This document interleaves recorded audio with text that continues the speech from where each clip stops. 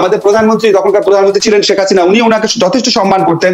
প্রক্রিয়ার মধ্যে গিয়ে সংসদ সদস্য পদ যাবে। বাংলাদেশের রাষ্ট্রপতিও আসলে সাইন না করে ফেরত দিতে পারেন, কিন্তু 3 বার ফেরত দিলে সেটি আপনি মানে কি এখন উনি কি, আমি শেখ হাসিনা নাম নিতে চাই না, উনি ভাববেন বিএনপি। আমি বললাম যে বাংলাদেশ সরকারের আমলে অনেক কালো আইন হয়েছে, বিশেষ ক্ষমতা আইন হয়েছে, র্যাবের দায় মুক্তি আইন হয়েছে, ডিজিটাল সিকিউরিটি অ্যাক্ট হয়েছে। এগুলো কি ভালো আইন? এগুলো খারাপ আইন। আবারও টক শোর একটা ভিডিও নিয়ে আপনাদের মাঝে হাজির হয়েছি।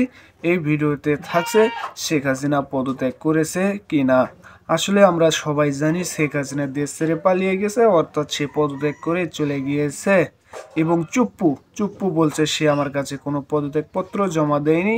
এই নিয়ে আসিফ নজরুলের সাথে বেঁধে যায় প্রচণ্ড, বুঝতেই তো পারছেন। আপনারা এখন ভিডিওটা সম্পূর্ণ দেখবেন এবং সবাই ভিডিওটা টেনে টেনে দেখবেন না, টেনে টেনে দেখলে কিছুই বুঝতে পারবেন না। চলেন এখন আমরা বেশি দেরি না করে ভিডিওটি দেখে আসি। আমাদের প্রধানমন্ত্রী তখনকার প্রধানমন্ত্রী ছিলেন শেখ হাসিনা, উনি ওনাকে যথেষ্ট সম্মান করতেন। প্রক্রিয়ার মধ্যে গিয়ে সংসদ সদস্য পদ যাবে। বাংলাদেশের রাষ্ট্রপতিও আসলে সাইন না করে ফেরত দিতে পারেন, কিন্তু 3 বার ফেরত দিলে সেটি আপনি এটি গ্রহণ হবে এরকম। কিন্তু তিনি তো আসলে, আমরা রাষ্ট্রপতি শাহাবুদ্দিন আহমেদকে দেখেছি ফেরত দিতে। না, এটা উনি ফেরত দিয়েছেন, উনি ব্যক্তিত্বের কারণে দিয়েছেন। আমি আপনাকে একটু বলি, বাংলাদেশ সংবিধান আছে যদি কোনো আইন পাস হয় সেই আইনটা রাষ্ট্রপতির কাছে পাঠানো হবে অনুমোদনের জন্য। উনি 7 দিনের মধ্যে অনুমোদন করতে পারেন অথবা সংসদে ফেরত পাঠাতে পারেন। ফেরত পাঠানোর পর সংসদ যখন ওনাকে আবার পাঠাবে, তারপর যদি 7 দিনের মধ্যে অনুমোদন নাও করেন, ধরে নেওয়া হবে উনি অনুমোদন করেছেন। 3 বার প্রফেসর আসিফ নজরুল 3 বার। আচ্ছা ঠিক আছে। জি, আমার হয়েছে কি, শাহাবুদ্দিন সাহেব রাষ্ট্রপতি হিসাবে যে ক্ষমতা প্রয়োগ করেছেন, যেটা উনি সংবিধানের মানে উনার ইন্টারপ্রিটেশন যে করেছেন, এবং উনার এমন ব্যক্তিত্ব ছিল, আমাদের প্রধানমন্ত্রী তখনকার প্রধানমন্ত্রী ছিলেন শেখ হাসিনা, উনি ওনাকে যথেষ্ট সম্মান করতেন এবং উনি অত্যন্ত উদার চিত্তে ওনার এসব ক্ষমতা মেনে নিয়েছেন। উনি চ্যালেঞ্জ করতে যান নাই। চ্যালেঞ্জ করতে গেলে বিচারপতি শাহাবুদ্দিন আহমেদকে প্রবলেম পড়তে হতো। আপনি ভারতের 70 অনুচ্ছেদ কথা বলেছেন, ভারতের 70 অনুচ্ছেদ প্রয়োগ এত স্ট্রেট ফরওয়ার্ড না। ওখানে প্রথমে হুইপকে বলতে হবে যে এই প্রস্তাবের ব্যাপারে বা এই আইনের ব্যাপারে বিপক্ষে ভোট দেওয়া যাবে না, হরে ধরে হবে না। প্রথমে বলতে হবে যে এটার বিরুদ্ধে ভোট দেওয়া যাবে না। উনি যেটা জানিয়ে দিবেন, তারপরে যদি কেউ ভোট দেয়, ভোট দেওয়ার পর যদি তাকে 15 দিনের মধ্যে ক্ষমা না করা হয়, ক্ষমা না করা পরে তারপর একটা প্রক্রিয়ার মধ্যে গিয়ে সংসদ সদস্য পদ যাবে। আমাদের এখানে কোনো কথা নাই, বার্তা নাই যে দলের বিপক্ষে ভোট দিলে সংসদ সদস্য পদ চলিয়া যায়। প্রফেসর আসিফ নজরুল, এখানে একটু আলোচনা দরকার যে অ্যাডভোকেট ইউসুফ হোসেন হুমায়ুন তো বলেছেন যে আমরা তো এটি বলছি যে এটি আছে, কিন্তু প্রয়োগের ক্ষেত্রে আমরা এরকম কোন সময় দেখি কিনা যে এটি কখনো হয়েছে। বাংলাদেশের প্রধান শেখ হাসিনার বিরুদ্ধে কেউ ভোট দিতে চেয়েছেন, কেউ দিয়েছেন, তার কোনো এরকম হয়েছে? মানে কি এখন উনি কি, আমি শেখ হাসিনা নাম নিতে চাই না, উনি ভাববেন বিএনপি। আমি বললাম যে বাংলাদেশ সরকারের আমলে অনেক কালো আইন হয়েছে, বিশেষ ক্ষমতা আইন হয়েছে, র্যাবের দায় মুক্তি আইন হয়েছে, ডিজিটাল সিকিউরিটি অ্যাক্ট হয়েছে। এগুলো কি ভালো আইন? এগুলো খারাপ আইন। তো এই খারাপ আইনগুলো যখন পাশ হয়েছে গত 50 বছরে, এরকম প্রায় আপনি 20-30টা আইন পাবেন যেটা অত্যন্ত মানবাধিকার বিরোধী আইন। এই 20-30টা আইন যখন পাশ হয়েছে, 50 বছরে একজন সংসদ সদস্যেরও ইচ্ছা হয় নাই এটার বিপক্ষে ভোট দিতে। আমরা কি এরকম অমানুষের জাত হয়ে গেছি? এটা উনি বলতে যাচ্ছেন? ইচ্ছা হয়েছে। প্রফেসর আসিফ নজরুল, সেটি আপনার ইন্টারপ্রিটেশন, সেটি খারাপ আইন। আওয়ামী লীগের কাছে হয়তো এটি অনেক ভালো আইন, যে যারা আপন রুচির বশ। তো জি ঠিক আছে, আওয়ামী লীগের কাছে ভালো আইন হতে পারে, আওয়ামী লীগ বিরোধী দল গেলে দেখা যাবে ভালো আইন নাকি। আর বিএনপি যখন বিরোধী দলে আসে তখনও তারা বলে ওই সমস্ত আইন খারাপ আইন। আর একটা কথা কি, ধরেন আপনি যদি আরেকটু মিলিয়ে দেখেন, আমাদের রাজনৈতিক দলের মধ্যে বিএনপি নেত্রী এবং আওয়ামী লীগের নেত্রী, বিএনপি নেত্রী যখন ফাংশন করতে পারতেন, ওনাদের একচ্ছত্র আধিপত্য। ওনারা, আমাদের এখানে কোনো প্রাইমারি সিস্টেম নাই যে স্থানীয়ভাবে নাম আসবে তারপর তাকে মনোনয়ন দেওয়া হবে। এখানে এখানে আওয়ামী লীগ নেত্রী, বিএনপি নেত্রী, জাতীয় পার্টি নেত্রী, এমনকি ছোট ছোট দল, রাশেদ খান মেনন, ইনু সাহেব, ওনারা ওখানে রাজার মতো দল চালান, এককভাবে দল চালান। আমরা যে ডক্টর কামাল হোসেনের কথা বলি, উনিও এককভাবে দল চালান। তো ওনারা নমিনেশন দেন। ওনারা প্রথমেই যারা তাদের বিরুদ্ধে কথা বলতে পারে বা যারা একটুখানি মনে ব্যক্তিত্ব সম্পন্ন তাদেরকে দেন না, আমার ধারণা। তারপরে হচ্ছে যখন তারা সংসদে যায়, যখন এই জিনিসটা জানে। আমার মনে প্রফেসর আসিফ নজরুল, আপনি এটি একদম স্পষ্ট বলেছেন, কিন্তু আমার একটা ছোট প্রশ্ন আছে। বাংলাদেশে কি এমন কোন প্রতিষ্ঠান আছে, বাংলাদেশে কি এমন কোন সংবাদপত্র আছে যে যিনি মালিক বা যিনি সম্পাদক তার ছেলে বা মেয়ে সম্পাদক হন নাই? বাংলাদেশে কি এমন কোন ক্রিয়েটিভ স্কুল আছে যে ক্রিয়েটিভ স্কুলে যিনি মানে বিজ্ঞাপনী সংস্থা, যে তার ছেলে বা মেয়ে হন নাই? অন্যান্য প্রতিষ্ঠানের কথা বাদ দিলাম, এটা বাংলাদেশে সেটা কি আপনাকে আমাকে এফেক্ট করে? আমাদেরকে এফেক্ট করে হচ্ছে বিএনপির প্রধানমন্ত্রী, আওয়ামী লীগের প্রধানমন্ত্রী, জাতীয় পার্টির প্রধানমন্ত্রী কি করছে সেটা। ওনারা রাষ্ট্রের প্রধান, ওনারা আমাদেরকে এফেক্ট করে। এখন আপনার একটা পত্রিকা আছে, সেই পত্রিকাতে সে তার ছেলেকে রাখলো না রাখলো, তা আপনাকে আমাকে এফেক্ট করে না। এবারে তো তার ব্যক্তিগত সম্পত্তি, কিন্তু এটা তো রাষ্ট্র, এটা তো ব্যক্তিগত সম্পত্তি না। একটা কথা হচ্ছে উদাহরণ তৈরি করার দায়িত্ব কার? উদাহরণ তৈরি করার দায়িত্ব তো প্রধানমন্ত্রীদের। প্রধানমন্ত্রী কিন্তু বলি নাই, প্রধানমন্ত্রীদের। ওকে, আপনি কি মনে করেন যে মানে ষোড়শ সংশোধনী বাতিল অবস্থায় এখন বিচারকদের অপসারণের দায়িত্বটা আসলে কার কাছে আছে? কোর্টে কেস পেন্ডিং আছে, যেটি যে ষোড়শ সংশোধনী বাতিল যে রিভিউ পিটিশন করেছেন সেটি শুনানি হওয়ার কথা বা চলছে।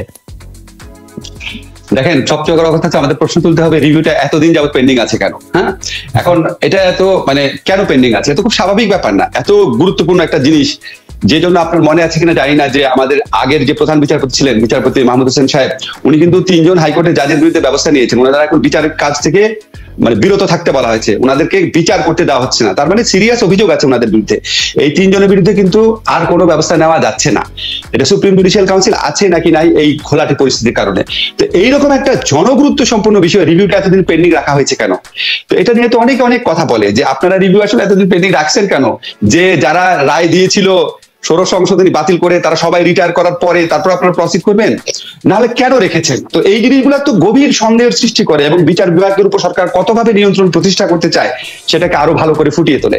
তো আমি একটা কথা আপনাকে বলি যে যখন আপনার আমাদের কিন্তু 72 সনের সংবিধানই ছিল যে সংসদের মাধ্যমে বিচারকদের চাকরির ব্যাপারে সিদ্ধান্ত নেওয়া হবে, যেটা শেখ হাসিনা গভর্নমেন্ট 1500 সংশোধনীর মাধ্যমে ফিরিয়ে এনেছেন। আর আমাদের যে এই সুপ্রিম জুডিশিয়াল কাউন্সিল এটা জিয়াউর রহমান সাহেবের আমলে করা হয়। তো এই আলোচনার একটা ইন্টারেস্টিং পয়েন্ট হচ্ছে কি, দেখবেন আমাদের জাজরা আছে না, ওনারা যখন সুযোগ পান আর কি, এই যারা 5ম সংশোধনী বাতিল করেছেন, 7th অ্যামেন্ডমেন্ট বাতিল করেছেন, ওনারা প্রচন্ড ভাবে সামরিক শাসন, সামরিক বিধি এগুলোর বিরুদ্ধে বলেন, অত্যন্ত জাস্টিফাইবলি বলেন। কিন্তু যেটা আবার ওনাদের পক্ষে গেছে সেগুলি কিন্তু আবার ওনারা রেখে দিয়েছেন।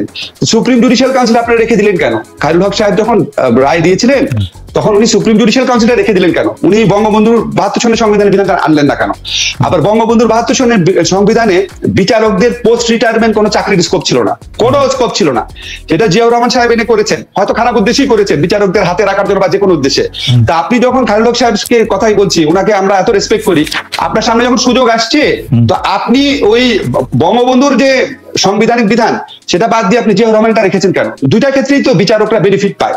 তো তখন এই সমস্ত জিনিস আমরা দেখি, তখন আমাদের কাছে মনে হয় যে মানে কি বলবো, আর বলা সম্ভব না। এই দেশে এত রকম আইন আছে, বলা সম্ভব না আসলে, এগুলি খুব অসঙ্গতি।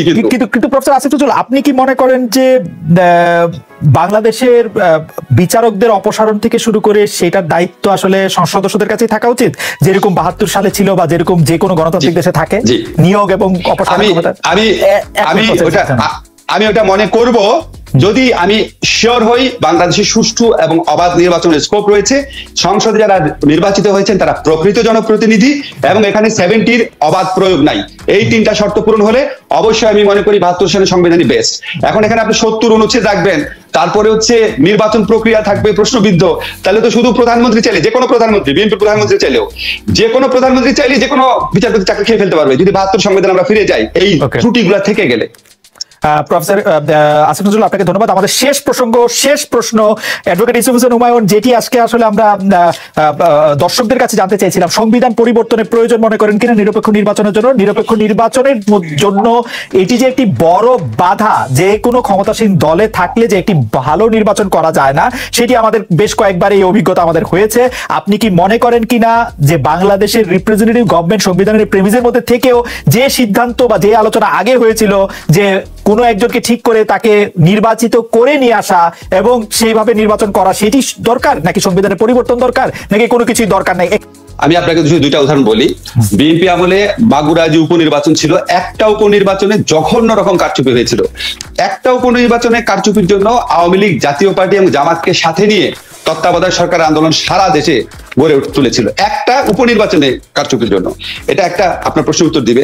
সেকেন্ড হচ্ছে যখন সেকেন্ড পয়েন্টটা মনে পড়েছে, যখন আমরা কে এম হাসানের বিরোধিতা করেছিলাম তখন যুক্তি দেওয়া হয়েছিল কে এম হাসান 35 থেকে 40 বছর আগে বিএনপির কোন একটা পোস্টে সম্পাদক ছিলেন।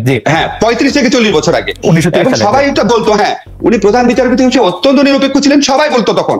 কিন্তু উনি 35 বছর আগে বিএনপি করতেন। তো 35 বছর আগে একটা লোক বিএনপি করতে দেখে তার আন্ডার ইলেকশন করা যায় নাই। আর প্রধানমন্ত্রী ওনার জন্মে, ওনার রাজনৈতিক বোধ উন্মেষের পর থেকে উনি আওয়ামী লীগ করছেন, উনি আওয়ামী লীগের মানে দণ্ডমুণ্ডের কর্তা, ওনার আন্ডার ইলেকশন করা যাবে? আপনি ওখান থেকে উত্তর খুঁজে দেন। তো আমার একটা কথা কি, দেখেন সৎ নিয়ত থাকতে হবে। সৎ নিয়ত থাকলে পথ বের হয়, পথ কখনো আটকে থাকে না। ওই সৎ নিয়তটা সবাইকে দেখাতে হবে। যদি আপনি সত্যি মনে করেন আপনার দল সবচেয়ে বেশি জনপ্রিয়, আপনি খেলা হবেতে জিততে পারবেন, খেলা হবে লড়াইটা ব্যালট বাক্সে করে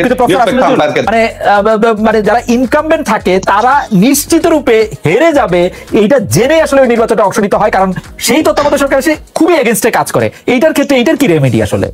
আপনার কথাটা আংশিক সত্যি। এখন আমি বললাম, খালেদ ধরেন আপনি তত্ত্বাবধায়ক সরকার প্রধান হলেন, এখন আপনি কি গত 13 বছরের অন্যায়গুলা বেশি দেখবেন নাকি তার 18 বছর আগে? এর আগে যে বিএনপি অন্যায় করেছে ওটা বিচার তো আওয়ামী লীগ 13 বছর যাবত করছেই, 13 বছর যাবত বিচার করছেই, হাজার হাজার মামলা, লক্ষ লক্ষ আসামি। তা আপনি কি ওইটা কি আবার করবেন নাকি এই সরকারের আমলের কাছে দেখবেন? স্বাভাবিক ব্যাপার।